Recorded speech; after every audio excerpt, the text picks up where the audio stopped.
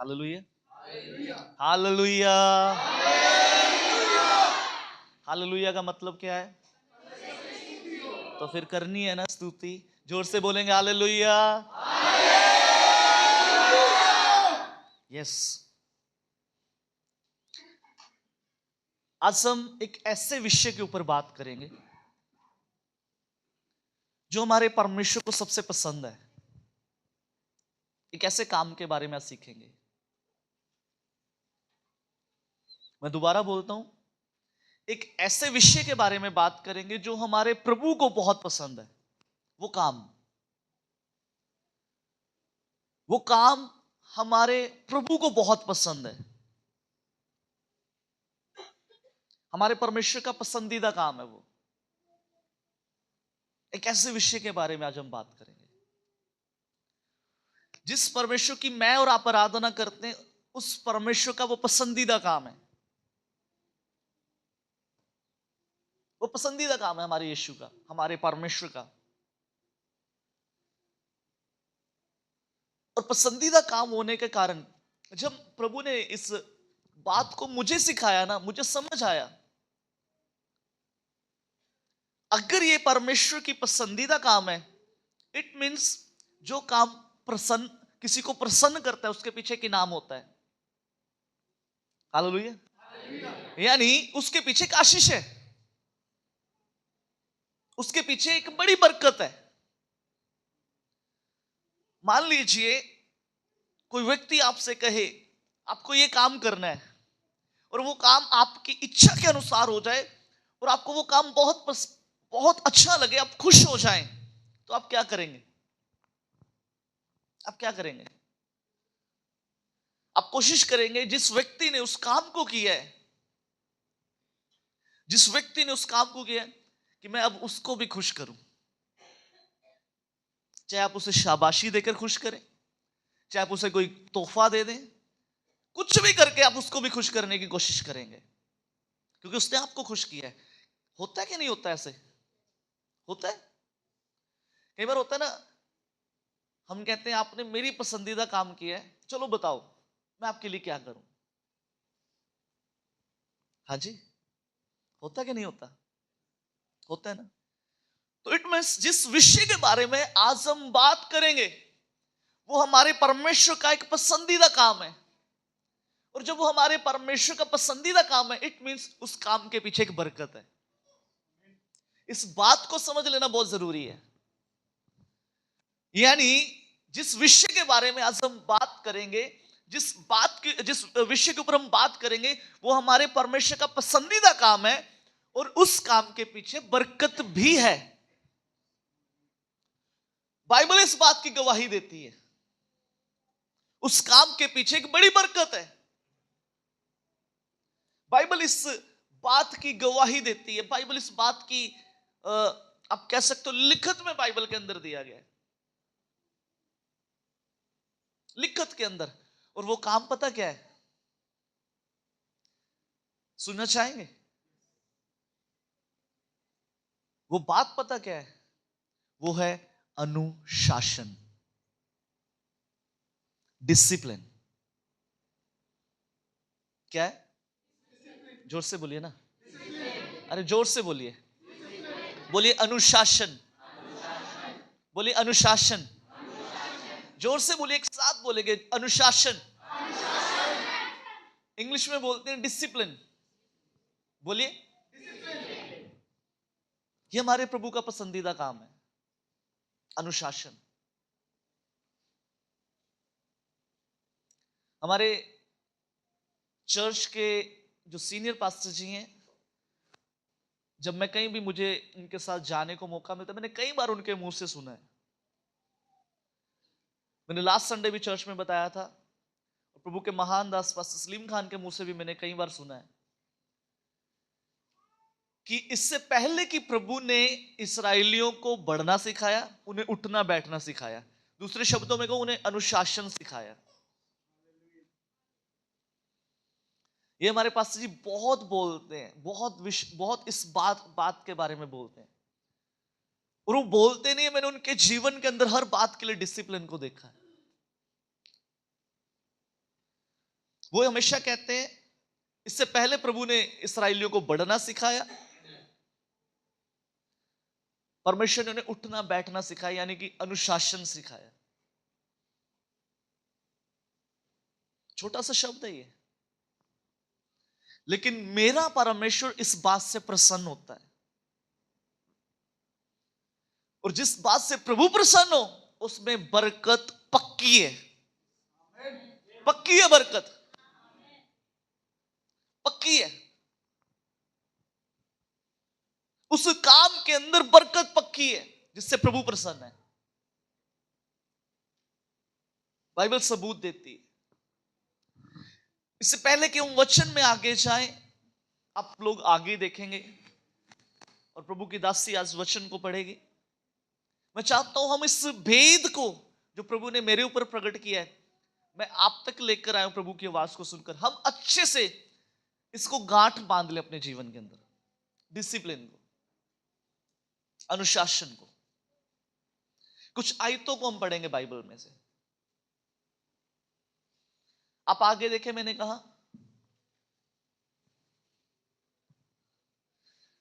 पहली आयत हम पढ़ेंगे नीति वचन 3 अध्याय उसका 11 पद। आप लिख सकते हैं, इसको घर जाकर पढ़ें, क्योंकि मैं चाहता हूं जब वर्ष पढ़ी जाए आप उस वर्ष को बड़े ध्यान से सुने, आपका ध्यान कहीं इधर उधर ना हो। नीति वचन 3 अध्याय उसका 11 आयत पढ़ दीजिए। हे मेरे पुत्र, यहोवा के अनुशासन का तिरस्कार मत कर। बस, हे मेरे पुत्र, यहोवा के अनुशासन का तिरस्कार मत कर। ये हिंदी की ERV वर्जन है। दूसरी ट्रांसलेशन में कुछ और लिखा हुआ है, उसमें मैं आपको पढ़ के बता देता हूं। उसमें शिक्षा लिखा हुआ है, शिक्षा से मुंह ना मोड़ना। हे मेरे पुत्र, यहोवा की शिक्षा से मुंह ना मोड़ना। लेकिन जब बाइबल का आप एक और ट्रांसलेशन पढ़ते हो, जो भी हमने पढ़ा है, आप आगे देखेंगे सब लोग, उसमें इस प्रकार से लिखा है। दोबारा पढ़ेंगे।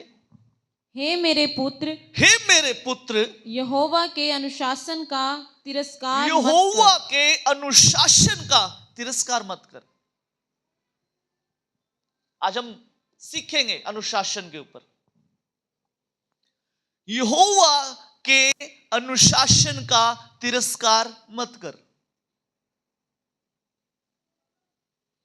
एक इंग्लिश के अनुवाद में लिखा है, my son don't reject the Lord's discipline. परमेश्वर के अनुशासन का तिरस्कार मत कर। जल्दी से एक आयत को और पढ़ लेंगे। नीति वचन 13 का 24 भी पढ़ लीजिए। उससे पहले आप पढ़ लीजिए 12 का 1। जो शिक्षा और अनुशासन से प्रेम करता है। सुनिए सुनिए सुनिए सुनिए सुनिए, मैं आपसे एक रिक्वेस्ट करता हूं, सब लोग आगे देखेंगे। आगे से पढ़ा जा रहा है, आप प्लीज आगे देखेंगे।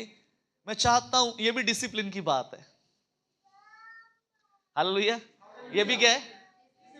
डिसिप्लिन की बात, अनुशासन की बात चल रही है ना आज, तो आप आगे देखेंगे। इसीलिए मैंने आज स्पेशल ड्यूटी लगाई है बाइबल पढ़ने के लिए। जी, दोबारा से पढ़ेंगे 12 का 1। नीति वचन 12 का 1, जल्दी से पढ़ दें। जो शिक्षा और अनुशासन से प्रेम करता है। जो शिक्षा और अनुशासन से प्रेम करता है, यानी डिसिप्लिन से प्रेम करता है। आगे, वह तो ज्ञान से प्रेम यूं ही करता है। वह तो ज्ञान से प्रेम यूं ही करता है। मैंने कहा यह हमारे प्रभु को पसंदीदा काम है, हमारे प्रभु का पसंदीदा काम है। यानी जो व्यक्ति अनुशासित है, जो व्यक्ति अनुशासन की केयर करता है, अनुशासन की आप कह सकते हो तिरस्कार नहीं करता, अनुशासन के प्रति गंभीर रहता है, जो व्यक्ति डिसिप्लिन अपनी लाइफ के अंदर, वो ज्ञानवान भी होगा। बाइबल कहती है, मैं नहीं कहता। मैंने शुरुआत में कहा बाइबल में लिखत में दिया गया है। वो व्यक्ति ज्ञान से भी प्रीति रखता है जो व्यक्ति अनुशासन से प्रेम करता है। आगे पढ़ेंगे, जल्दी से एक लाइन, एक आयत और पढ़ दीजिए। नीति वचन 22 की 15 आयत, जल्दी से। बच्चे शैतानी करते रहते हैं, बच्चे शैतानी करते रहते हैं, किंतु अनुशासन की छड़ी ही उनको दूर कर देती। किंतु अनुशासन की छड़ी ही उनको दूर कर देती है। किसको? शैतानियों को। दोबारा पढ़ेंगे। बच्चे शैतानी करते रहते हैं, बच्चे शैतानी करते रहते हैं, किंतु अनुशासन की छड़ी ही उनको दूर कर देती। किंतु अनुशासन की छड़ी ही उनको दूर कर देती है। चलिए आगे चलेंगे। नीति वचन 13 का 24 पढ़ेंगे।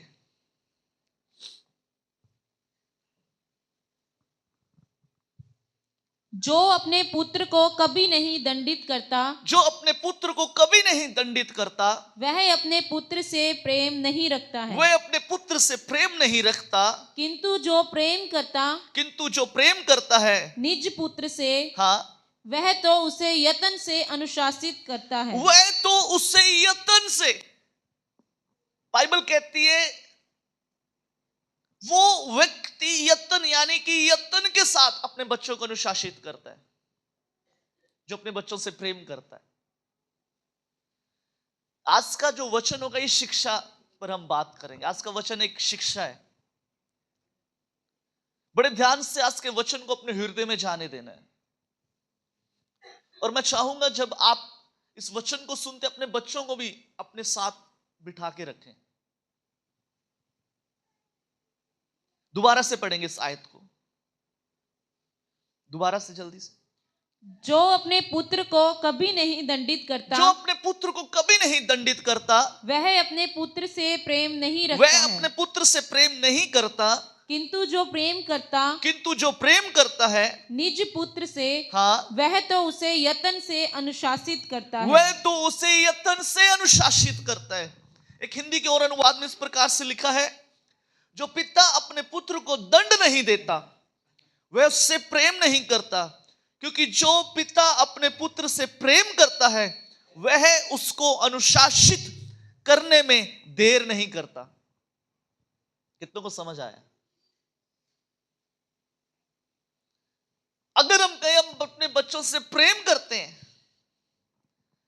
आपका बच्चों का अनुशासित जीवन दिखा देगा कि आप अपने बच्चों से कितना प्रेम करते हैं। एक और आयत को पढ़ लेंगे जल्दी से, उसके बाद हम आगे जाएंगे। कुरिन्थियों के नाम प्रेरित पौलुस की पहली पत्री 9 अध्याय उसका 27 पद।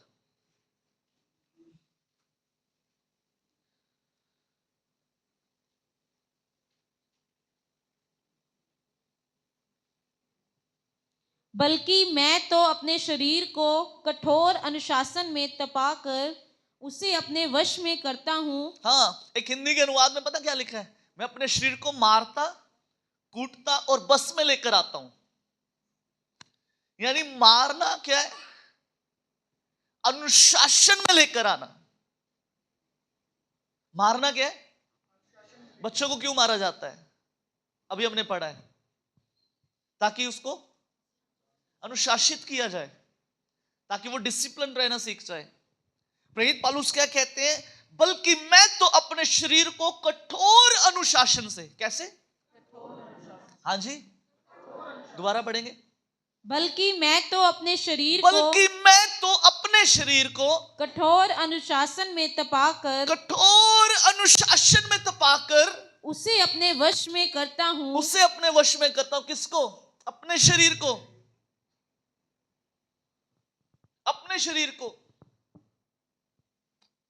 और आगे, ताकि कहीं ऐसा ना हो जाए हाँ, कि दूसरों को उपदेश देने के बाद हाँ, परमेश्वर के द्वारा मैं ही व्यर्थ ठहरा दिया जाऊं। ओ, कितनी बड़ी बात है।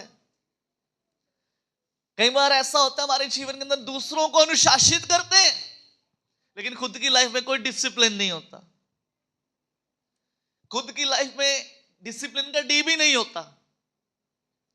लेकिन हम चाहते हैं हम सब व्यक्ति, जो व्यक्ति मेरे साथ है वो डिसिप्लिन रहे, वो अनुशासित रहे, हमारी लाइफ में हो चाहे ना हो। चलिए कुछ आयतों को और पढ़ते हैं जल्दी से। तिमोथियुस के नाम प्रेरित पौलुस की दूसरी पत्री, उसका 1 अध्याय 7 पद।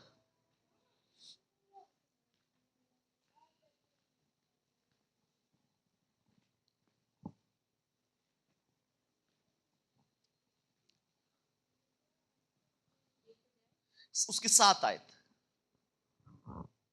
वे व्यवस्था के विधान के उपदेशक तो बनना चाहते हैं। नहीं, दूसरा तिमोथियुस,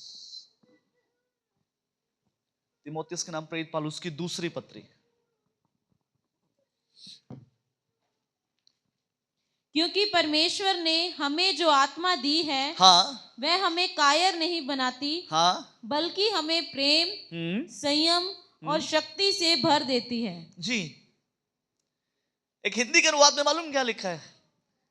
ये इसलिए कि परमेश्वर ने हमें भय का नहीं, परंतु सामर्थ, प्रेम तथा अनुशासन। दोबारा बोलता हूं, ये इसलिए नहीं कि परमेश्वर ने हमें भय का नहीं, परंतु सामर्थ, प्रेम तथा आत्म अनुशासन का मन दिया है।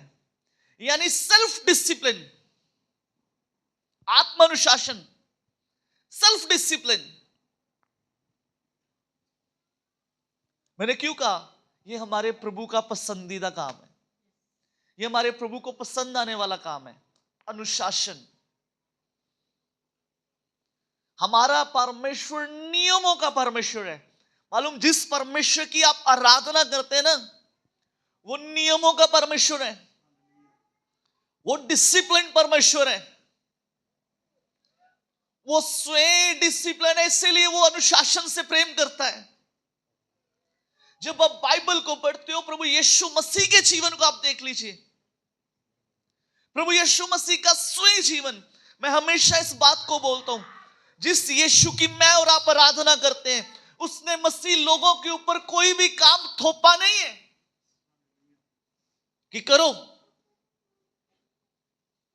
उसने सबसे पहले खुद करके दिखाया,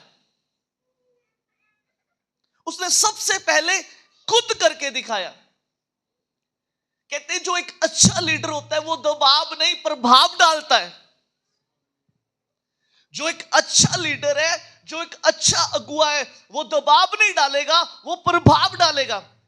यानी उसके जीवन से लोग सीख जाएंगे। वो अपनी बातों से दबाव नहीं डालेगा, अपने जीवन के द्वारा वो दूसरों को सिखा देगा। और यीशु मसीह जो हमारा लीडर है, जो हमारा अगुआ है, जो संसार का अगुआ है, उसने लोगों को करके नहीं बोलने, सिर्फ करने के लिए नहीं बोला, उसने स्वयं करके दिखाया। उसने स्वयं करके दिखाया। उसने चेलों के पांव धोए, फिर कहा एक दूसरे के धोना। उसने शिक्षाओं को माना, उसने व्यवस्था का आदर किया, फिर उसने कहा व्यवस्था को मैं रद्द करने नहीं, पूरा करने आया हूं। यानी वो खुद डिसिप्लिन के बीच में था। और मैं हमेशा कहता हूं, हमारे यीशु ने, जिस यीशु की मैं और आप आराधना करते हैं, उसने मेरे और आपके ऊपर कोई काम थोपा नहीं है, उसने स्वयं करके दिखाया, क्योंकि उसको पसंदीदा काम था। उसके पिता को पसंदीदा काम है ये अनुशासन। मालूम, कई बार हमारे जीवन के अंदर इस अनुशासन की बहुत बड़ी कमी होती है। हम अपनी लाइफ के अंदर डिसिप्लिन नहीं होते, हम अपनी लाइफ के अंदर डिसिप्लिन नहीं होते, हमारी लाइफ के अंदर अनुशासन नहीं होता। अनुशासन को पंजाबी में क्या बोलते हैं? अनुशासन ही बोलते होंगे। हमारी लाइफ के अंदर इस चीज की कमी पाई जाती है। और कई बार हमारा अनुशासित ना होना भी हमारे जीवनों के अंदर बरकतों को रोक देता है। हमारा अनुशासित होना ना, मतलब हमारे अंदर डिसिप्लिन की कमी हमारी बरकतों को रोक देती है। ये बड़ी भेद की बात है, क्योंकि ये मेरे खुदा को पसंद आने वाला काम है। जिस परमेश्वर की मैं और आप आराधना करते हैं, उसका पसंदीदा काम है डिसिप्लिन। वो अनुशासन से प्रेम करता है। इसीलिए वचन के अंदर बार बार अनुशासन से प्रेम करने के लिए बोला गया। ये डिसिप्लिन है क्या? ये अनुशासन है क्या? आज ये बड़ा जरूरी है।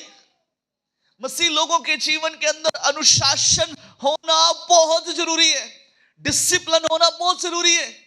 आपका डिसिप्लिन मसीह जीवन के अंदर अगर आप अनुशासित हैं, मैं आपसे कहना चाहता हूं स्वर्ग आपके लिए खुला पड़ा है। अगर आप अनुशासित हैं, अगर आप मसीह जीवन के अंदर अनुशासन से भरे हुए हैं, स्वर्ग आपके लिए खुला है। दुनिया की कोई बरकत परमेश्वर आपसे दूर नहीं करेगा। आप किसी चीज से वंचित नहीं रहेंगे। आप वचन कहता है उनके मांगने से पहले मैं उन्हें दे दूंगा। किन्हें? जो अनुशासित है, जो अपनी लाइफ के अंदर डिसिप्लिन है, जिनकी लाइफ के अंदर अनुशासन की एक खास वैल्यू है। ये बड़ा गंभीर विषय, ये बड़ा गंभीर विषय। इस विषय के ऊपर बात होनी चाहिए। अनुशासित व्यक्ति ही परमेश्वर के राज्य में प्रवेश करेगा। ये बात सच्ची है, ये बात सच्ची, इसमें कोई शक नहीं है। जब आप बाइबल को पढ़ते हो, बाइबल के अंदर जब हम पढ़ते हैं, मरकुस की किताब के अंदर, पढ़ना नहीं है, मैं आपको बता देता हूं, उसके 6 अध्याय को घर जाके पढ़ लेना। वहां पर एक किस्सा हुआ है, वहां पर एक सच्ची घटना है। वो घटना मालूम क्या है? प्रभु यीशु मसीह और उनके चेले और बहुत बड़ी भीड़ यीशु मसीह के वचन सुनने के लिए जा रही है, और समय बहुत हो चुका है, खाने की जरूरत पड़ गई है। ये बाइबल की वो स्टोरी है जो संडे स्कूल से सिखाई जाती है। 5 रोटी और 2 मछली। संडे स्कूल से इस कहानी के रूप में इस घटना को सिखाया जाता है। बाइबल को जब आप पढ़ते हो,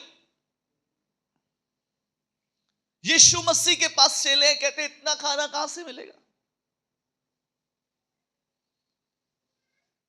यीशु मसीह ने पूछा तुम्हारे पास क्या? कहते 5 रोटी 2 मछली। कहते बहुत है। लेकिन महत्वपूर्ण बात, आज मैं आपको किसी खास बात की ओर लेकर जाना चाहता हूं। मरकुस की किताब 6 अध्याय 39 पद पढ़े एक बार। मरकुस की किताब 6 अध्याय।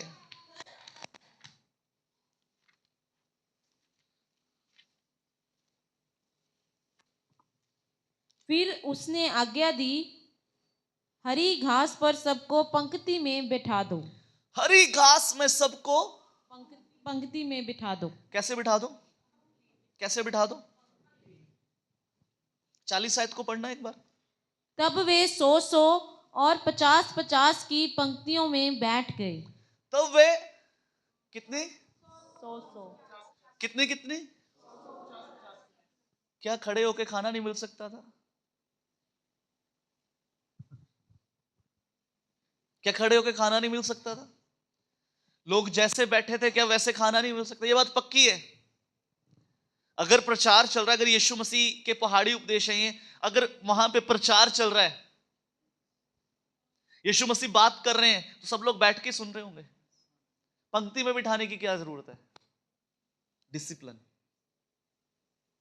अनुशासन, अनुशासन। पंक्ति में बिठाने की क्या जरूरत पड़ी है?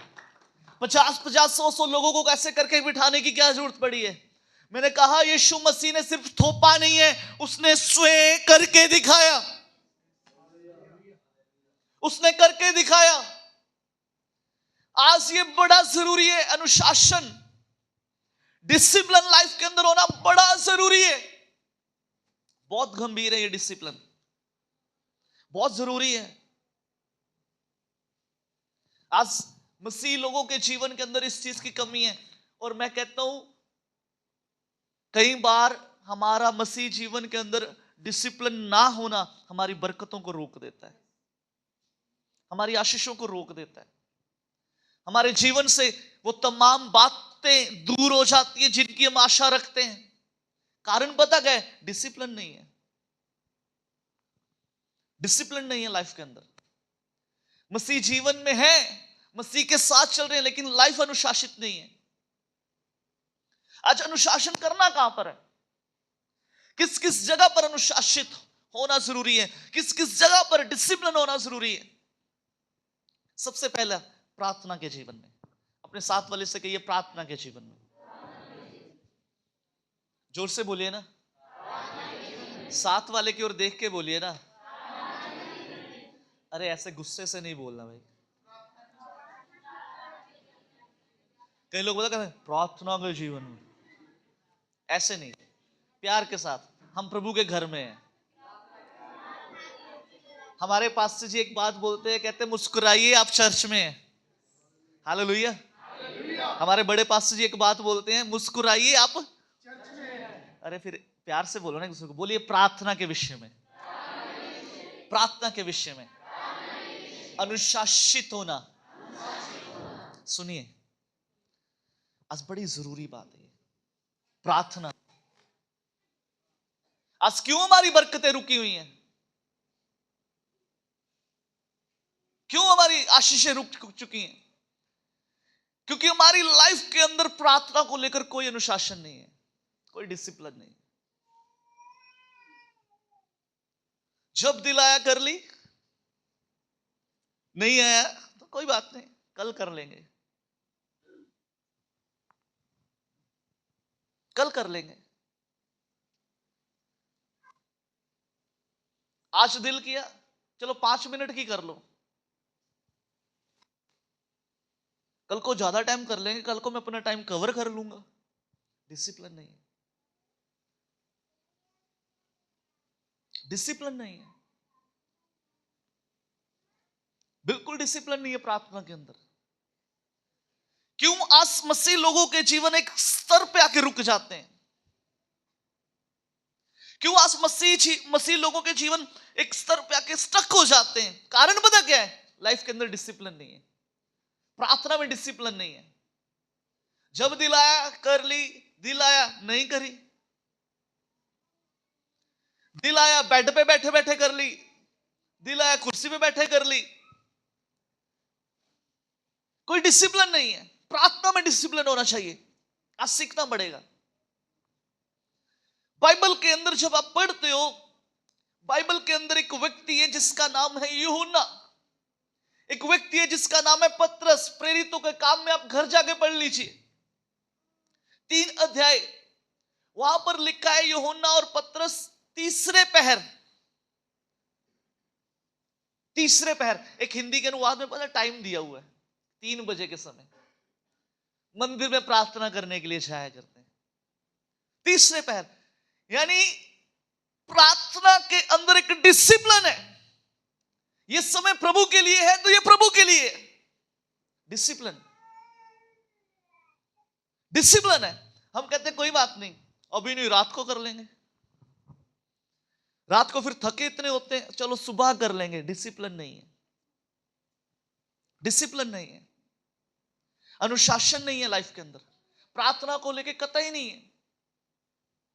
मैंने कहा आज हम शिक्षा के ऊपर बात करेंगे। आज का वचन ये शिक्षा है, ये बड़ा जरूरी है।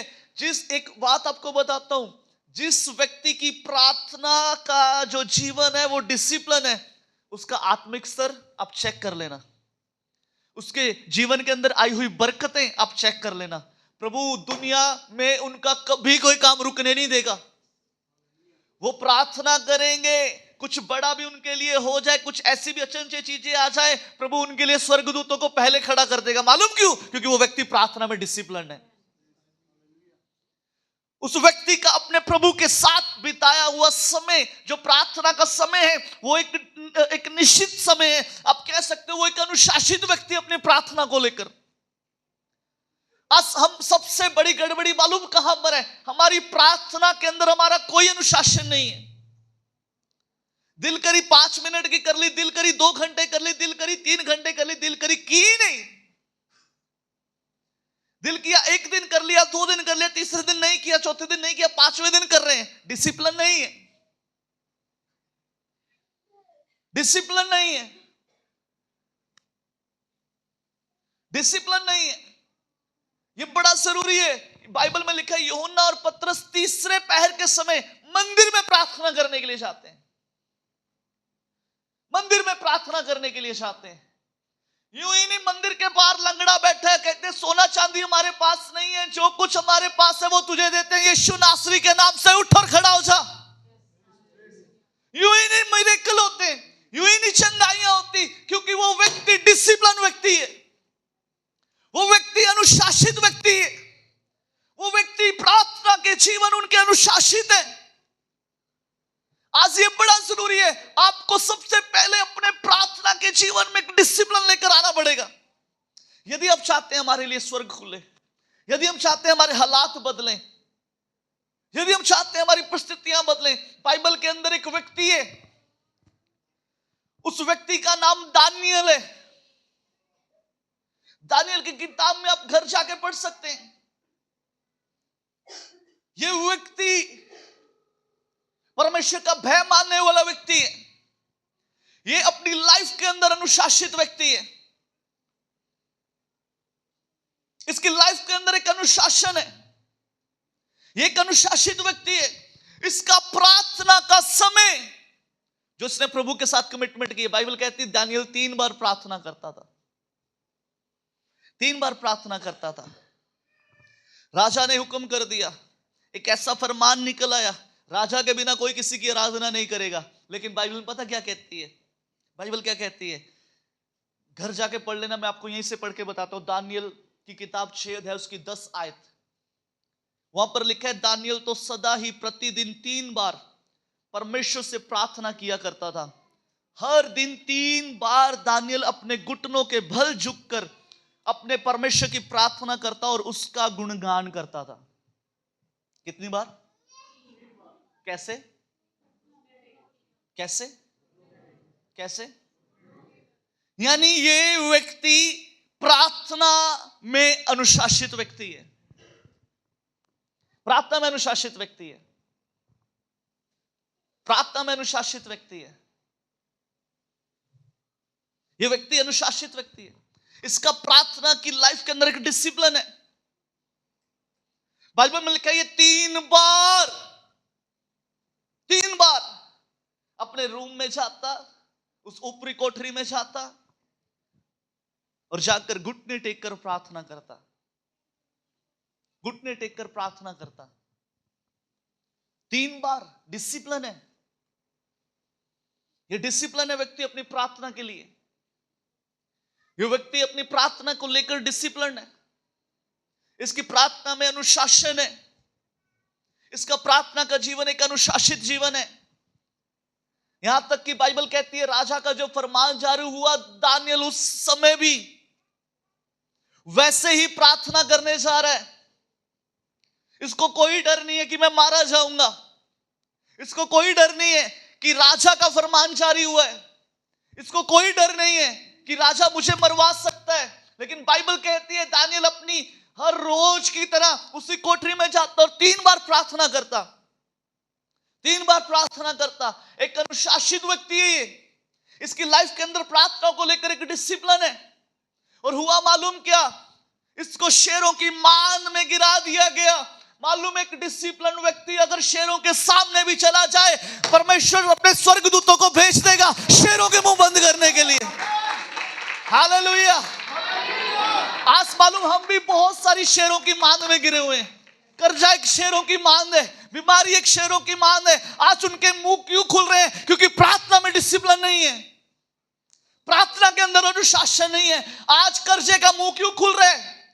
कोई आ ही नहीं रहा, कोई स्वर्ग से उतर नहीं रहा जो शेरों के मुंह को बंद करे। अगर आप प्रार्थना में डिसिप्लिन है, आपके जीवन के अंदर अनुशासन है, अगर आपकी प्रार्थना के अंदर अनुशासन है, ये बात पक्की है, आप शेरों की मान में जाएं, इससे पहले स्वर्गदूत वहां पर खड़े हो जाएंगे आपको बचाने के लिए। Hallelujah, hallelujah, hallelujah. आज शेरों के मुंह क्यों खोल रहे हैं? क्योंकि प्रार्थना में डिसिप्लिन नहीं है। आज कर्जा क्यों बढ़ रहा है? प्रार्थना में डिसिप्लिन नहीं है। आज बीमारी क्यों बढ़ रही है? प्रार्थना में डिसिप्लिन नहीं है। आज बीपी क्यों ठीक नहीं हो रहे? प्रार्थना में डिसिप्लिन नहीं है। अरे हमारे परमेश्वर के सामने कौन सी बीमारी टिक सकती है? कौन से हालात है जो हमारा परमेश्वर ना बदल ले? आज एक चीज बदलने की जरूरत है, अपने डिसिप्लिन में आने की जरूरत है। आज स्वयं को बदलने की जरूरत है। हमने पढ़ा सेल्फ डिसिप्लिन। आज स्वयं को अनुशासित करने की जरूरत है। प्रार्थना के बीच में अनुशासन रखिए। प्रार्थना के बीच में अनुशासन रखिए। प्रार्थना के बीच में अनुशासन रखिए। आज अनुशासन नहीं है प्रार्थना में। मन आया कर ली, मन आया नहीं करी, कोई बात नहीं, चल रहा है चल रहा है चल रहा है। मैं कहता हूं अगर एक मसीह व्यक्ति घिसी पिटी जिंदगी जी रहा है ना, तो उसमें किसी का कसूर नहीं, उसका स्वयं का है। अगर एक मसीह व्यक्ति के अंदर इसकी बरकतें नहीं दिखाई दे रही, समझ आइए वो अपनी प्रार्थना में डिसिप्लिन नहीं है। अगर एक मसीह व्यक्ति के घरों के हालात नहीं बदल रहे, समझ आइए वो व्यक्ति प्रार्थना में डिसिप्लिन नहीं है। आज आपको जरूरत है, आप हर चीज के साथ कॉम्प्रोमाइज कीजिए, लेकिन अपने प्रार्थना के समय के साथ कॉम्प्रोमाइज मत कीजिए। कोई बात नहीं, काम बाद में कर लीजिए, काम बाद में कर लीजिए, लेकिन जो प्रार्थना का समय उसमें प्रार्थना कीजिए, डिसिप्लिन रखिए, एक अनुशासन बना के रखिए अपने जीवन के अंदर। एक डिसिप्लिन व्यक्ति परमेश्वर के दूतों को स्वर्ग से नीचे उतार सकता है। आज क्यों बरकत पीछे है? क्योंकि डिसिप्लिन नहीं है, प्रार्थना के अंदर डिसिप्लिन नहीं है, अनुशासन नहीं है प्रार्थना के अंदर, अनुशासन नहीं है प्रार्थना के अंदर, अनुशासन नहीं है, प्रार्थना का जीवन अनुशासित नहीं है। ये पहली बात है। दूसरी बात, वचन पढ़ना, वचन में डिसिप्लिन, हर रोज बाइबल पढ़ने में डिसिप्लिन, हर रोज इसको उठाना, हर रोज इसको उठाना, इसको उठाना है हर रोज। आपने 2 घंटा प्रार्थना करी, 3 घंटा प्रार्थना करी, ये नहीं पढ़ा ना, फायदा नहीं, फायदा नहीं। इसको रोज उठाइए, इसको रोज उठाइए, पढ़ना है। वचन पढ़ना बहुत जरूरी है, बहुत जरूरी, बहुत बहुत बहुत जरूरी है, बहुत जरूरी है।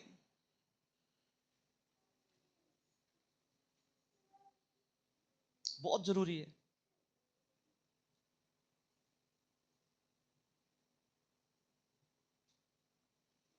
प्रभु के महान दास जॉर्ज मुलर इस प्रकार से कहते हैं, वचन ना पढ़ने का सबसे बड़ा नुकसान यह होगा कि आपके अंदर प्रार्थना की भूख और प्यास भी खत्म हो जाएगी। ये होता है। अगर सिर्फ आप प्रार्थना प्रार्थना प्रार्थना कर रहे हैं, वचन नहीं पढ़ रहे, आपके अंदर डिसिप्लिन नहीं है, आप अपनी बाइबल को खोलकर नहीं देखते, धीरे धीरे आपके प्रार्थना का स्तर भी नीचे आना शुरू हो जाएगा। वचन ना पढ़ने का, प्रभु के महान दास डॉक्टर जॉर्ज मुलर साहब इस प्रकार से कहते हैं, वचन ना पढ़ने का सबसे बड़ा नुकसान यह होगा कि आपके अंदर प्रार्थना की भूख और प्यास भी खत्म हो जाएगी। डॉक्टर बिली ग्राम इस प्रकार से कहते हैं, यदि आप परमेश्वर के वचन को नहीं जानते तो आप परमेश्वर की इच्छा को भी कभी जान नहीं पाओगे। जो व्यक्ति इसको नहीं पढ़ रहा ना, हमारे बड़े पास्टर जी इस प्रकार से कहते इसको उठाने से कभी मत शर्माओ। आप इसको उठाएंगे, ये आपको उठाएगा, वो ऐसा बोलते हैं। वो कहते हैं आप इसको उठाएंगे, ये आपको उठाएगा। भाई अशोक के घर की इनॉग्रेशन के समय पास्टर जी ने एक बात बोली थी, अपने घर में इतना वचन पढ़ो, इतना वचन पढ़ो, इतना वचन पढ़ो, इतना वचन पढ़ो कि तुम्हारी दीवारों के बीच में से भी वचन की बातें निकलें। अपने घर के माहौल के अंदर इतना वचन पढ़ो, इतना वचन पढ़ो, इतना वचन पढ़ो, तुम्हारी दीवारों के बीच में से अगर आवाज भी आए तो वचन की आवाज आए। आज हम इसको लेकर डिसिप्लिन नहीं है, आज हम इसको लेकर डिसिप्लिन नहीं है, इसको लेकर वचन खोलते ही नहीं है। डिसिप्लिन नहीं है ना, डिसिप्लिन नहीं है। डॉक्टर बिली ग्राम एक और बात कहते हैं, जो परमेश्वर के वचन नहीं पढ़ते वह सदैव अपने पुराने स्वभाव में लौट जाते हैं। ओह, बड़ी खतरनाक बात है। जो व्यक्ति परमेश्वर का वचन नहीं पढ़ता वो हमेशा अपने पुराने स्वभाव में लौट जाएगा, उसकी आदतें चेंज नहीं होंगी। पता क्यों? ये आदतें चेंज करवाना जानता है। आपके अंदर गुस्सा बहुत है ना, इसको पढ़ना शुरू कीजिए। आप किसी को माफी नहीं दे पा रहे, इसको पढ़ना शुरू कीजिए। आप किसी के हृदय को नहीं जीत पा रहे, इसको पढ़ना शुरू कीजिए। आप किन्हीं हालातों को बदलते हुआ नहीं देख पा रहे, इसको पढ़ना शुरू कीजिए। आपके अंदर कोई बीमारी है, इसको पढ़ना शुरू कीजिए। हमारे बड़े पास्टर जी एक बात बोलते हैं, कहते एक बार एक बहन मेरे पास आई,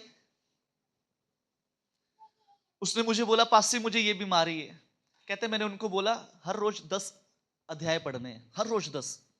कहते उसने डबल पढ़े,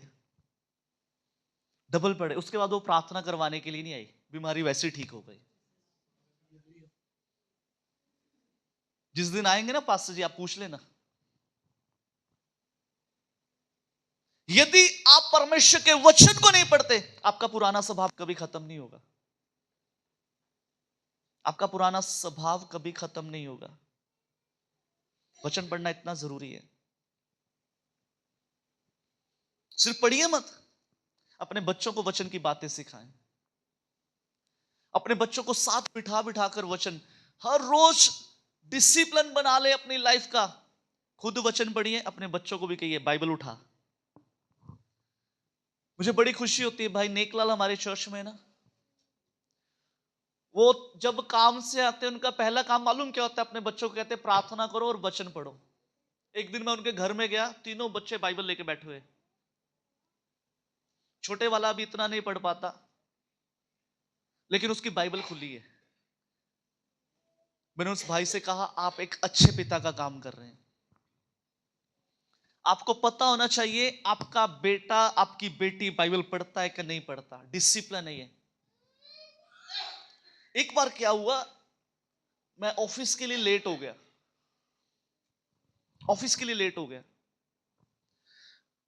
और ये कोई ज्यादा पुरानी बात नहीं, 4-5 साल पुरानी बात बता रहा हूं। ऑफिस के लिए लेट हो गया। उस दिन मैंने प्रार्थना नहीं करी, सच्ची बता रहा हूं। हमारे घर का ये स्ट्रिक्ट नियम था, हमारे पापा ने साफ साफ शब्दों में बोला हुआ था, बिना प्रार्थना किए बिना बाइबल पढ़े आपने घर से बाहर नहीं जाना। उस दिन मैं लेट हो गया और मैंने अपनी स्कूटर की किक मारी। पापा बाहर खड़े थे, कहते खाना खाया? मैंने बोला नहीं, मैं ऑफिस जाके खा लूंगा। कहते कोई बात नहीं। वचन प्रार्थना की? मैंने बोला नहीं। स्कूटर बंद कर, अंदर जा, नहीं चाहिए अद्धा दी नौकरी। सच में कह रहा हूं। साथ में 2 लोग और भी खड़े थे, सामने ही बोल दिया। उस समय फील हुआ कि पापा ने ऐसे बोल दिया, लेकिन आज समझ आ रहा है, आज समझ आता है कि वो क्यों कहते थे वचन पढ़ने के लिए, प्रार्थना करने के लिए। ये बड़ा जरूरी है। अपने घर के अंदर एक डिसिप्लिन बनाए। जितनी माएं सुन रही हैं मेरे को, अपने बच्चों को बिठाओ, उनको बोलो आधा घंटा बाइबल पढ़नी है तो पढ़नी है। आधा घंटा वचन पढ़ना है मतलब पढ़ना है। आपके बच्चे बड़े क्यों नहीं है, तब भी बोलो उनको। आपके बराबर के ना, तब भी बोलो। बाइबल के इतिहास को जब आप पढ़ते हो, बाइबल का इतिहास जब आप खोलेंगे ना, बाइबल के इतिहास में जो यहूदी लोग थे, यहूदी लोग अपने बच्चों को मुंह जबानी बाइबल रटाते थे, मुंह जबानी भविष्यवाणियां याद करवाते थे, मुंह जबानी वो अपने बच्चों को तैयार करते थे परमेश्वर के वचन के लिए। दाऊद क्यों कहता है दाऊद कि मैंने तेरे वचन को अपने हृदय में रख छोड़ा ताकि तेरे विरुद्ध पाप ना करूं। दाऊद वचन को लेकर डिसिप्लिन था। आज ये बड़ा जरूरी है। जिस घर के अंदर बाइबल नहीं खुलती, सुनिए, उस घर के अंदर कभी उजियाला आएगा ही नहीं। उस घर के अंदर कभी उजियाला आएगा ही नहीं, जिस घर के अंदर बाइबल नहीं खुलती। नहीं पढ़ने आती, कोई बात नहीं, आजकल बहुत अच्छे यंत्र है हमारे पास। ऑडियो बाइबल सुने, ऑडियो बाइबल सुन लीजिए, ऑडियो बाइबल है, पढ़े। नहीं पढ़ने आता, सुने। किसी को कहिए मुझे पढ़ के सिखा, मुझे बाइबल पढ़ना सिखा, मुझे पढ़ के सुना दीजिए। हमारे चर्च की गवाही बताता हूं। बहन सोनी है ना, ये कभी स्कूल नहीं गई, स्कूल नहीं गई, पढ़ने नहीं आता था, पढ़ने नहीं आता था। पढ़ने नहीं आता था बिल्कुल।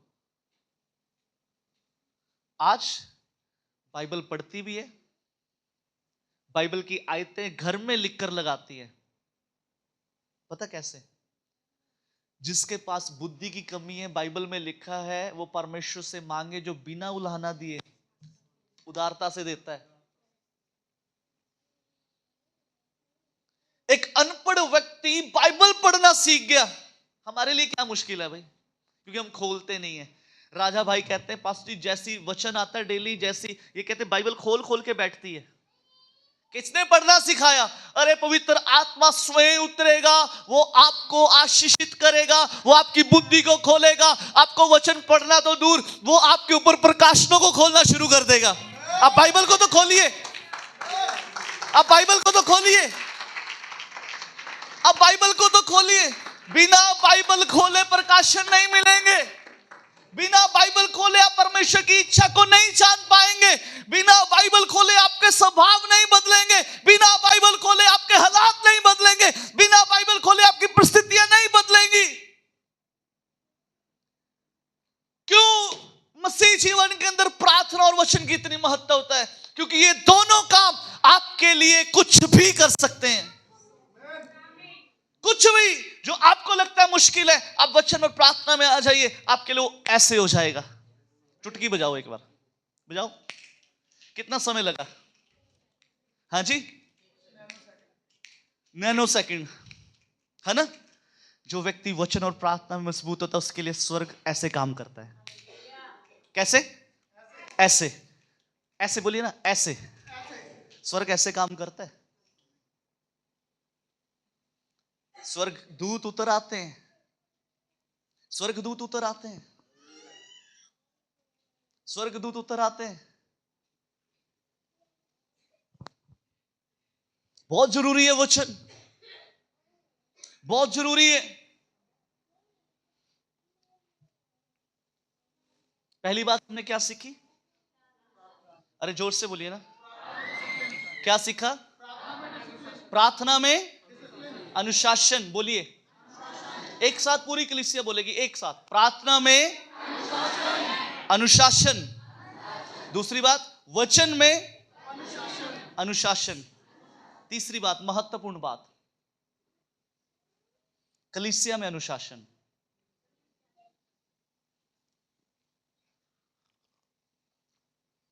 जोर से बोलिए, कलीसिया में अनुशासन। कलीसिया में अनुशासन। मेरे साथ निकाल लीजिए सभा उपदेशक 5 अध्याय 1 आयत। बाकी सब नहीं निकालेंगे, आप लिखेंगे। सभा उपदेशक 5 अध्याय उसकी 1 आयत।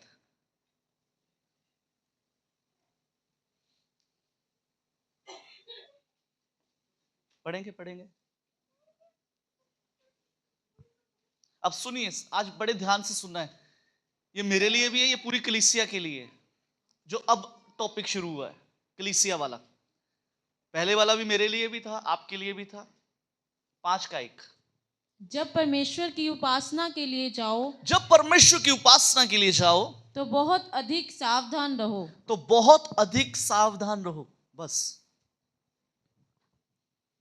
दूसरे शब्दों में पता क्या बताने की कोशिश कर? डिसिप्लिन रहो। क्या रहो? साथ वाले से बोलिए, डिसिप्लिन रहो।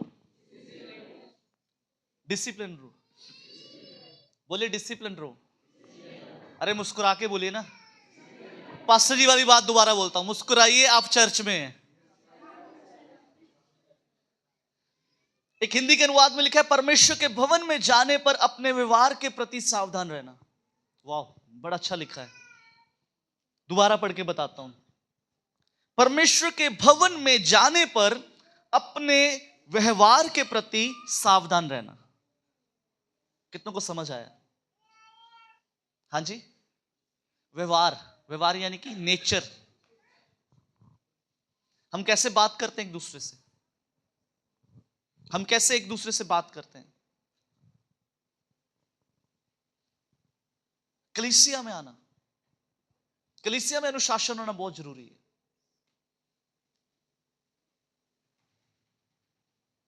कलीसिया में अनुशासन का होना बहुत जरूरी है।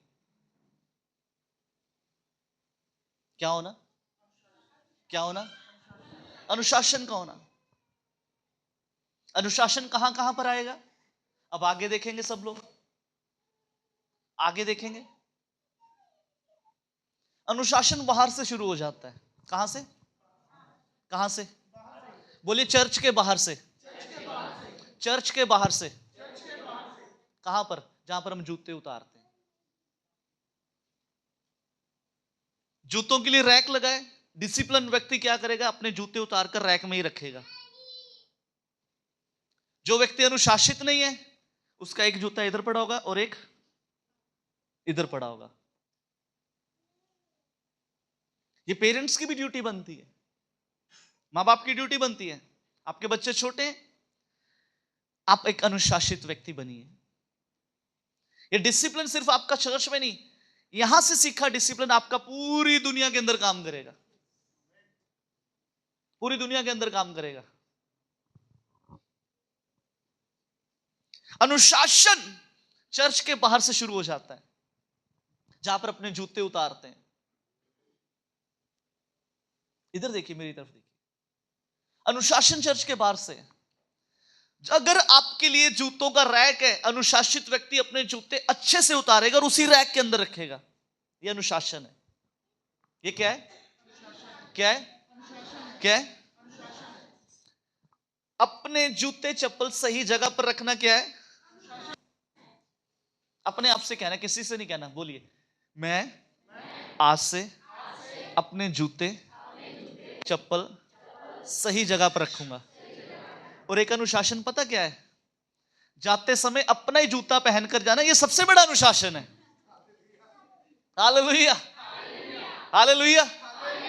एक बहन मेरे पास आई, पास्टर जी 3 बार चप्पल कोई ले गया। अरे भाई, अरे उनका बोलना सही है। अनुशासित व्यक्ति अपनी चप्पल में जहां पर उतारेगा वहीं से उठाएगा। वो किसी का दूसरा देखकर अच्छा है, अच्छा ये तो अच्छा है यार, ये वाला अच्छा है, हाँ जी ये 250 का, ये 500 का, 500 वाला ले चलते हैं ना, कौन पता करेगा, अगले संडे घर उतार आएंगे। हालेलुया। अनुशासन कहां से शुरू होगा? वहां से। बोलिए, चर्च के गेट से। दूसरा अनुशासन कलीसिया में। ये किस किस के पास है? किस किस के पास है? ऐसा कोई व्यक्ति है ही नहीं। घर में 5 लोग हैं तो 5 के पास है। मालूम, आप जब चर्च में आते हैं ना, अगर आपका ये फोन स्विच ऑफ है, फ्लाइट मोड पे है, आप एक अनुशासित व्यक्ति हैं। मैंने बहुत सारे लोगों को देखा है, मीटिंग चल रही है, हेलो मीटिंग में है। आप प्रभु को आदर नहीं दे रहे। साफ शब्दों में कहता हूं, आपने अपना प्रभु इसको बना लिया है। प्रभु से ज्यादा आपके लिए ये इंपॉर्टेंट है। प्रेरित पौलुस कहता है, जो बातें मुझे प्रभु से दूर करती हैं उन्हें मैं कूड़ा समझता हूं। एक अनुशासित व्यक्ति चर्च में वीडियो पीछे बैठकर वीडियो कॉल नहीं करता किसी के साथ। अनुशासित व्यक्ति जब प्रचार चलता है तो प्रचार सुनता है, वो मैसेज टाइप नहीं करता। अनुशासित व्यक्ति अपना फोन चर्च के गेट के बाहर ही फ्लाइट मोड पे लगा जाता है। अनुशासित व्यक्ति चर्च के बाहर अपने फोन को स्विच ऑफ कर देता है। एक गारंटी देता हूं मैं यीशु के नाम से, अगर आप 2 घंटे यहां पर अपना फोन स्विच ऑफ करके बैठे हैं ना, सुनिए, 2 घंटे में प्रभु कोई इमरजेंसी नहीं आने देगा कि आपको फोन आपका बंद होगा जिस वजह से इमरजेंसी होगी। नो, कभी नहीं होगा। आज ये बड़ा जरूरी है, बड़ा जरूरी है। अब जब चर्च में आते हैं, बाइबल में लिखा है, जब तू परमेश्वर के घर में जाए बड़ी सावधानी से चलना। हम धन्य लोग हैं, हम यीशु मसीह का धन्यवाद कीजिए, उसने हमें इस लायक बना दिया कि हम खुदा के घर में आ सकते हैं। उसने उस बिचवाई को खत्म कर दिया। आज ये बड़ा जरूरी है, जब आप खुदा के घर में आए अपने फोन को स्विच ऑफ करें। चर्च में बैठकर मैं कई बार देखता हूं, जब यूथ के बच्चे यहां पर बैठे होते ना, कई बार उधर से अचानक आता हूं ना, पहले फोन में लगे होते, जब पास्टर जाते फटाफट फोन साइड पे। ये भय नहीं है, आपको एक इंसान का भय है, आपको उसका भय नहीं है जो आपको 24 घंटे देखता है। हमारे पास्टर जी इस बात को कहते हैं, वो बड़ी गंभीरता के साथ। पिछले संडे मैं और सूरज हम दोनों पास्टर जी के साथ बैठे हुए थे। पास्टर जी ने एक बड़ी अच्छी बात बोली। हमारे चर्च के जो सीनियर पास्टर है पास्टर प्रबोध के सिंह जी, उन्होंने एक बात पता क्या बोली? कहते वफादारी वहां पर है, ईमानदारी वहां पर है जहां पर आपको कोई भी नहीं देखता। वो बात मेरे दिल को छू गई। वफादारी पता क्या है? वहां पर है जब आपको कोई नहीं देखता। सामने वफादारी नहीं होती, वो तो आप डर से भी कर रहे हो।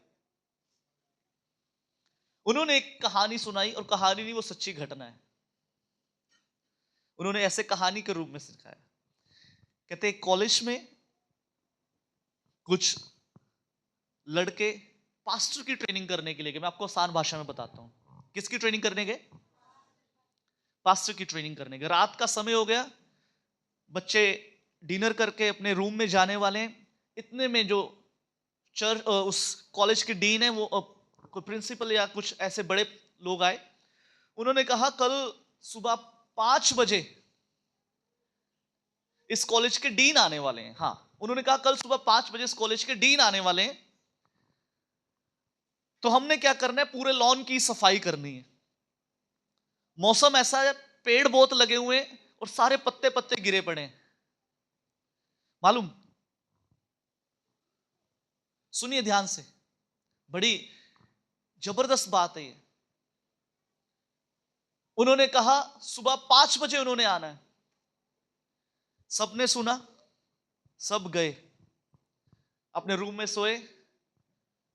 और सुबह जब वो प्रोफेसर उस लॉन के अंदर आए, उन्होंने देखा एक व्यक्ति हाथ में झाड़ू लेकर, एक व्यक्ति हाथ में झाड़ू लेकर अकेला लगा हुआ है।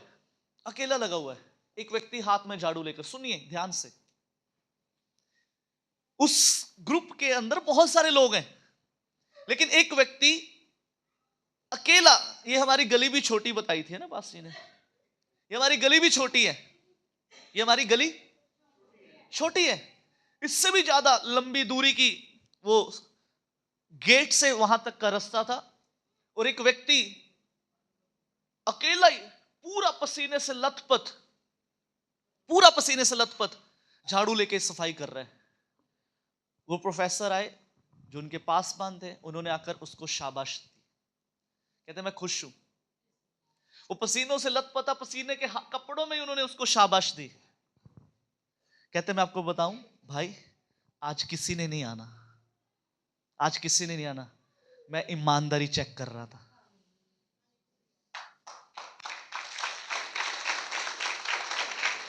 मैं डिसिप्लिन चेक कर रहा था। आपको बताऊं, अनुशासन वहां पर जहां पर आपको कोई नहीं देख रहा। आपके पासवान चर्च में नहीं है, आप कैसे यहां पर बैठते हैं, ये आपका अनुशासन पासवान ना देखे। मैंने एक बात बोली थी एक दिन चर्च में, जब हमें कोई नहीं देखता तब भी कोई है जो हमें देख रहा होता है। जब जब हमें लगता है मुझे कोई नहीं देख रहा, तब तब भी मुझे और आपको कोई देखता है। और वो पता कौन है? हमारा परमेश्वर, हमारा परमेश्वर। और आगे बता, उन्होंने क्या बताया? आज वो झाड़ू मारने वाला एक बड़ा प्रचारक बना हुआ है। हालेलुया, ऐसे ही बताया था। आज वो झाड़ू मारने वाला एक बड़ा प्रचारक है, बाकियों का तो पता नहीं है। मालूम क्यों? उस दिन जब उस प्रभु के दास ने उसकी वफादारी को देखा, उससे अधिक परमेश्वर उसकी वफादारी को देख रहा था, उसके अनुशासन को परमेश्वर देख रहा था। Hallelujah, hallelujah. आपको कोई नहीं देख रहा ना, इसको बंद रखें। आप कहां पर हैं? चर्च में। हमने चर्च को बड़ा मामूली स्थान बना रखा है। हमने चर्च को, सॉरी टू से, पिकनिक का स्थान बना रखा। चर्च पिकनिक की जगह नहीं है, ये एक पवित्र जगह है। आप जितना इस पवित्र जगह का आदर करेंगे, आपकी पवित्रता का स्तर उतना बढ़ता जाएगा। कोई नहीं देख रहा ना, कोई नहीं है चर्च में, उस समय कुछ खराब पड़ा है, उसको ठीक कर देंगे ना। शायद पास्टर ने नहीं देखा, लेकिन एक ने देख लिया है। प्रतिफल पास्टर ने नहीं देना, प्रतिफल ऊपर से आएगा। 100 गुना प्रतिफल यहां पर। जो शारीरिक तौर से काम करते हो ना प्रभु के लिए, उसका प्रतिफल यहीं पर है। फोन क्या करना है? वीडियो कॉल नहीं करना। वीडियो कॉल चर्च में बैठकर चुप चुप के बातें नहीं करनी, मैसेज टाइप नहीं करना, I am in meeting, I am in. प्रभु का भय रखना है। जब आप मीटिंग भी टाइप कर रहे हो, बेशक पास्टर स्टेज पे है, आप किसी के पीछे बाइबल के नीचे आधा पर्स खोलकर टाइप कर रहे हो ना, कोई देख रहा है, कोई देख रहा है। ये देखिए, ये डिसिप्लिन है। अभी टू टू होगा किसी का। हालेलुया। तीसरी बात, चर्च में बच्चों को बिठाना, ये डिसिप्लिन है। अपने घर से बच्चों को समझा के आइए कि आपने हमारे साथ बैठना है, हमारे पास से हिलना नहीं है। ये डिसिप्लिन है, डिसिप्लिन है। हम थोड़ा सा हिल जाते होते थे ना चर्च में, हमारी मम्मी ऐसे ही देखती थी और हमें पता लग जाता कुछ हो गया है। हमारे मम्मी पापा ने आज तक हमें चर्च के अंदर कभी बिस्कुट नहीं खाने दिया। सच्ची कह रहा हूं। हमारे मम्मी पापा ने कभी चर्च से पहले हमारे लिए चीजियां नहीं खरीदी थी कि मैं प्रचार सुनूंगी, इसको चीजी दे दूंगी।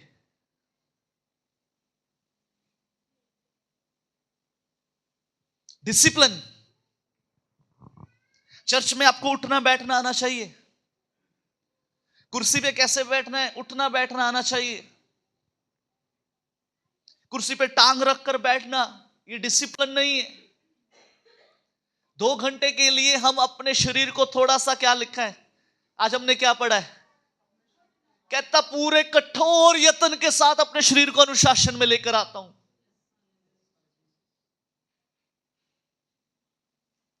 सबसे ज्यादा लोगों के पैर पता कहां सोते हैं? चर्च में। कुछ लोगों को हर 5 मिनट के बाद अपना एंगल चेंज करना पड़ता है। डिसिप्लिन नहीं है भाई। आपका उठना बैठना प्रभु देखता है। गीत मत गाइए मेरा उठना और बैठना तुझको भाता रहे। अरे क्या मेरा उठना बैठना सच में उसको भा रहा है? ये बड़ा जरूरी है। पेरेंट्स की ड्यूटी अपने बच्चों को अपने साथ चर्च में बिठाएं, अपने बच्चों को बाइबल दें, अपने बच्चों की बाइबल साथ में लेकर आए। उन्हें नहीं पढ़ना था कोई बात नहीं, उनकी गोद में बाइबल खोल के रखिए। अंदर जाएगा, जाएगा अंदर, जाएगा अंदर, जाएगा। अभी से अपने बच्चों को बाइबल की हैबिट डालिए। डिसिप्लिन है ये। चर्च में कैसे भी मत बैठिए, ये आपका पोस्चर ऐसा होना चाहिए जो आपके प्रभु को पसंद आए। डिसिप्लिन है। और एक और डिसिप्लिन मालूम क्या है? जब चर्च खत्म हो उस समय शांति बनाए रखना, ये डिसिप्लिन है, ये अनुशासन है। मुझे कई बार आगे से बोलना पड़ता है, भाई बात थोड़ा धीरे कर लीजिए। मालूम कई बार हमें लगता है चर्च नहीं, हम जेल से छूटे हैं। प्लीज प्लीज प्लीज, ये हंसने वाली बात नहीं है, गंभीरता पूर्वक अपने जीवन में लेने वाली बात है। सिर्फ ये मैंने क्या बोला, ये एक पवित्र स्थान है, यहां पर प्रभु की उपस्थिति, प्रार्थना कर रहे हो तब भी है, आप वैसे बैठे हो तब भी है। फर्क इतना है, आपको महसूस करनी आनी चाहिए। फर्क इतना है बस, आपको पता होना चाहिए। उपस्थिति सिर्फ गीत गाने से नहीं आती, उपस्थिति सिर्फ वचन में नहीं आती। हर समय आपके साथ खुदा की उपस्थिति है, अगर आप एक डिसिप्लिन व्यक्ति हैं। अगर आप एक डिसिप्लिन व्यक्ति हैं, अगर आप एक डिसिप्लिन व्यक्ति हैं। डिसिप्लिन व्यक्ति जब चर्च में बैठता है वो कॉपी पेन के साथ कभी नहीं खेलता। उसको पता है इस समय मेरा प्रभु बात कर रहा है, मुझे उसकी बात के अलावा किसी और की बात नहीं चाहिए। डिसिप्लिन व्यक्ति कभी भी कॉपी के ऊपर काटे मैटे नहीं मारता। उसको पता है इस समय प्रचार चल रहा है, इस समय मेरे खुदा की उपस्थिति है। डिसिप्लिन व्यक्ति चर्च में बैठकर झूठे नहीं लेता बैठा बैठा। उसको पता है मेरे प्रभु की उपस्थिति है। हमें आज सीखना इन छोटी छोटी बातों को। ये हमारे प्रभु को पसंद आने वाला काम है, डिसिप्लिन। डिसिप्लिन व्यक्ति पीछे से किसी को मुक्का नहीं मारता। होता है ये, चर्च में बैठे किसी को कूणी मारते, सुनना तेरे लिए। अरे नहीं भाई, वचन मेरे लिए भी है। अगर मैं आज ये वचन दे रहा हूं, ये वचन मेरे लिए भी है।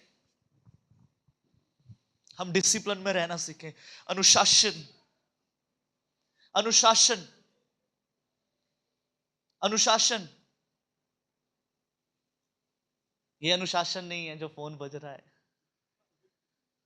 आगे से नहीं बजेगा, मुझे मालूम है। चर्च में अच्छे वस्त्र पहन कर आइए। कपड़े पहनने का डिसिप्लिन। फटी जीन चर्च के अंदर अलाउड नहीं है।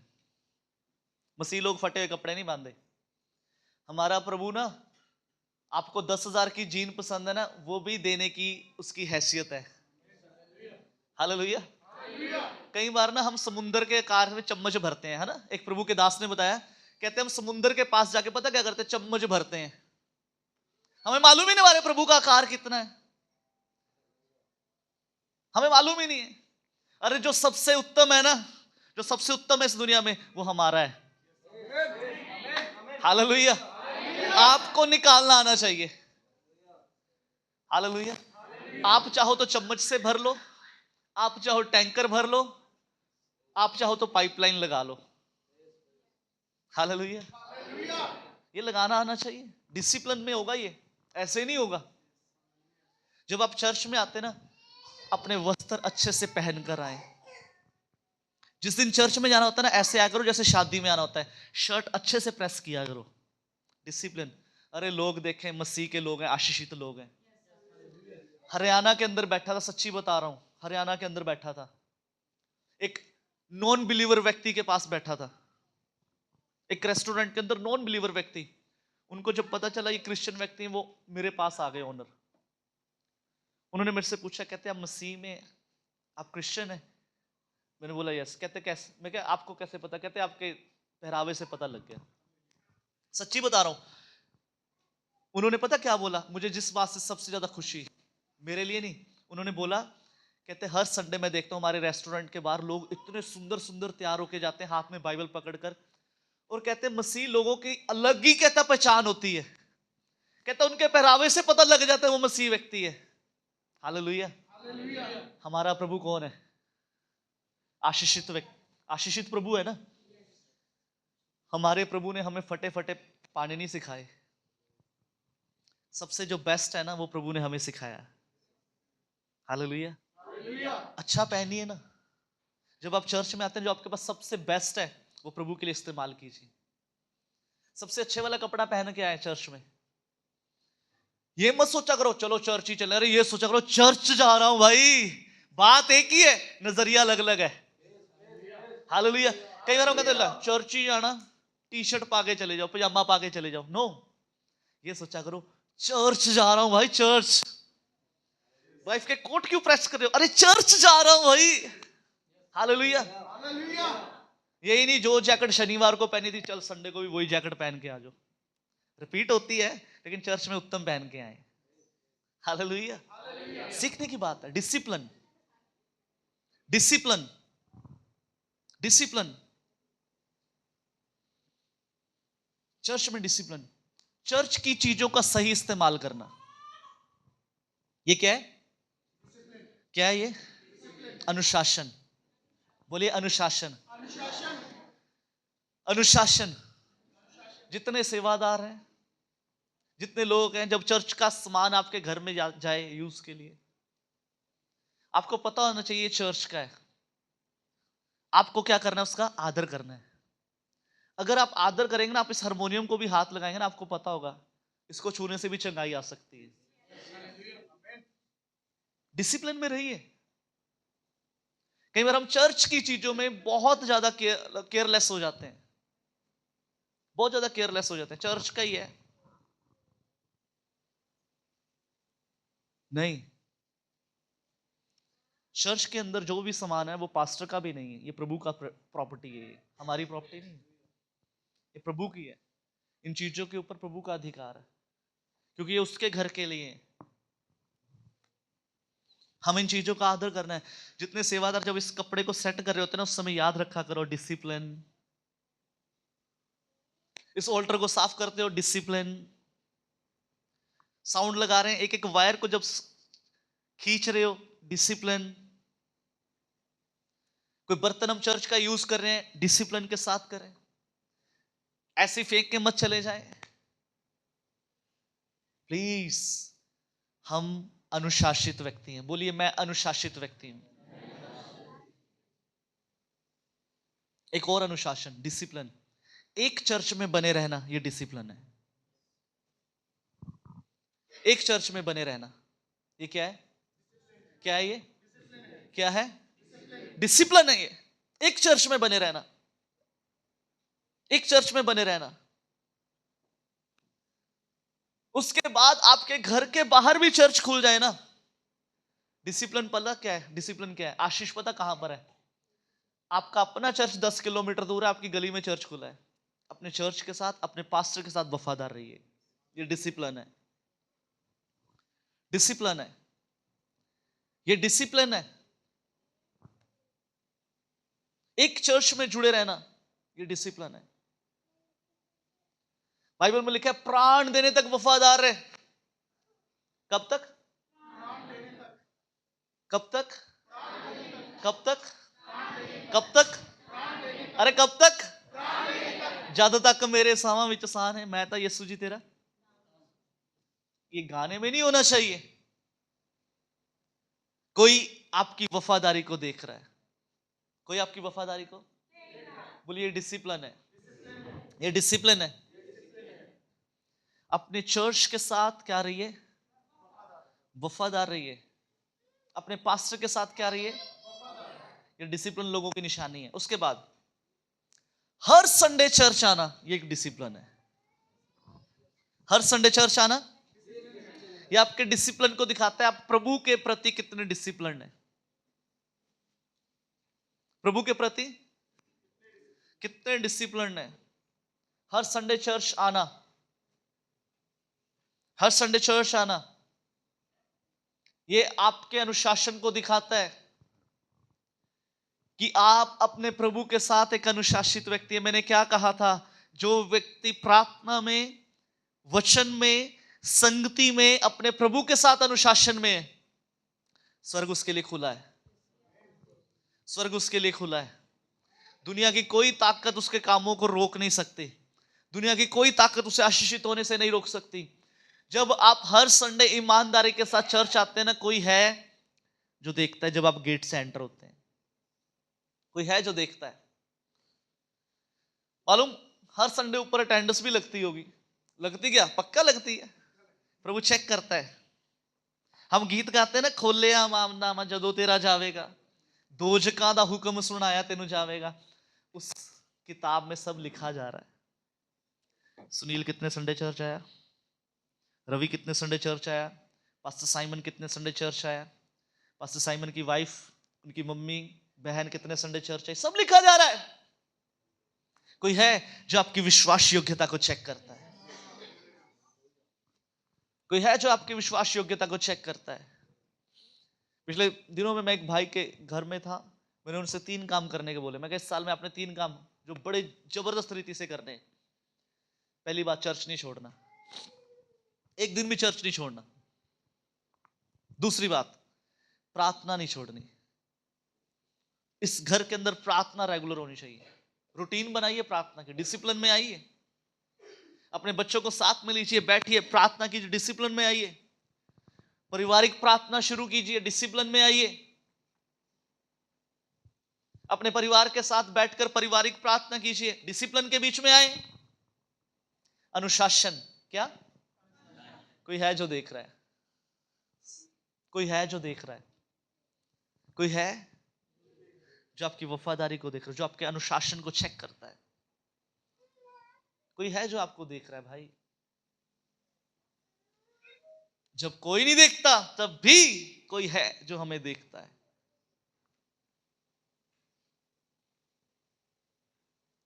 समय हो गया, अब बाकी के संदेश को हम अगले संडे कंटिन्यू करेंगे।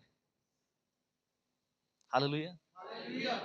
अगला स्टेप जो इसका है, अगले पड़ाव में जाएंगे, उसमें हम सीखेंगे पारिवारिक अनुशासन के बारे में। किसके बारे में? पारिवारिक अनुशासन के बारे में सीखेंगे। आज हमने क्या सीखा, जल्दी से रिपीट करेंगे। पहली बात, अनुशासन कहां पर? अरे एक साथ बोलेंगे, पूरी कलीसिया सब बोलेगी। दूसरी बात, अगर हम वचन नहीं पढ़ते तो क्या होता है? पुराने स्वभाव में लौट जाते हैं और प्रार्थना की भूख और प्यास खत्म हो जाती है। वचन में अनुशासन। तीसरी बात जी, कलीसिया में अनुशासन, पहला अनुशासन कहां से शुरू होगा? कहां से? जहां पर हम। दूसरा अनुशासन, फोन। जब तक मीटिंग खत्म होने के बाद भी, जब तक मैं चर्च में हूं, मुझे उतना ही इस्तेमाल करना है जितना चाहिए। मीटिंग खत्म होने के बाद की बात कर रहा हूं भाई। फोन आया, कोई बात नहीं, कर सकते हो मीटिंग खत्म होने के बाद, लेकिन वीडियो कॉल ना लगा के बैठ जाओ। हालेलुया। तीसरा अनुशासन कलीसिया में, no no no no, sequence wise, अपने बच्चों को बैठने का तरीका सिखाना है।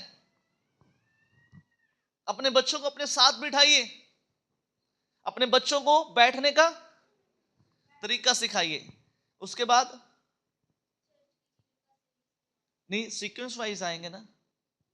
पांचवा नंबर क्या बताया था? चर्च खत्म होने के बाद वही उपस्थिति को बनाए रखना। ये नहीं सोचना हमने कि हम जेल से छूटे हैं।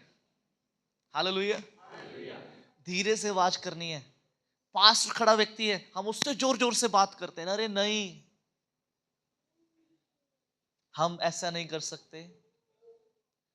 चर्च खत्म होता है, बच्चे आपके इधर उधर भाग रहे जाएं, उनको एक स्थान पर बिठाएं, एक स्थान पर बिठाएं। मारना नहीं है, मारना नहीं है। उनको एक स्थान पे बिठाओ, यहां से हिलना नहीं, आपको सब कुछ यहीं पे मिलेगा। चर्च में अच्छे कपड़े पहनने, अच्छे से कपड़े पहन कर आना। उसके बाद चर्च की चीजों का, हाँ जी, ये भी डिसिप्लिन है। सुन, हम चर्च रहे, वचन रहे हैं और हाथ, ये डिसिप्लिन है, ये बैठने का तरीका है। चलिए आगे चलेंगे। उसके बाद एक चर्च में बने रहना है। कब तक? प्राण देने तक। कब तक? प्राण देने तक। उसके बाद जी जी, और लास्ट वाला मैंने क्या बताया था? हर संडे, क्योंकि कोई आपकी अटेंडेंस लगा रहा है। हालेलुया। आइए अपनी आंखों को बंद करें, अपने सिरों को प्रभु की हुजूरी में झुकाएं। प्रभु से कहिए, प्रभु आज मुझे अनुशासित होना सिखा।